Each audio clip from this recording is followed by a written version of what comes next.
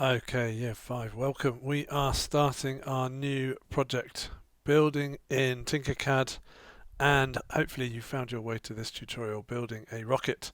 Just to review, this is the first challenge, so I hope you are looking forward to this. It's going to be exciting, and as we go through you'll get more and more independent challenges. This one is pretty supported, so we're going to go through, we're going to build something like this using TinkerCAD. We're definitely going to learn about measurement and review how we align things using the arrow keys, but also using the align tool, which is something perhaps we haven't done in year 4. We'll look at rotation and duplication as well. The rocket you are going to build is made up of these 4 shapes.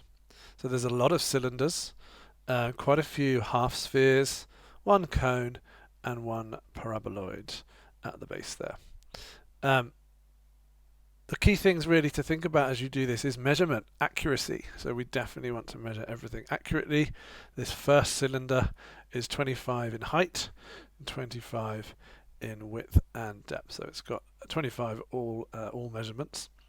And the other thing I will be highlighting to you today is the align tool. So when we want to align an object against another, we can use these little circles here to make sure that it's aligned exactly where we want it, so that we make sure everything looks really, really good when it's complete. So yeah, those 2 are the key teaching points. Let's get on with our challenge.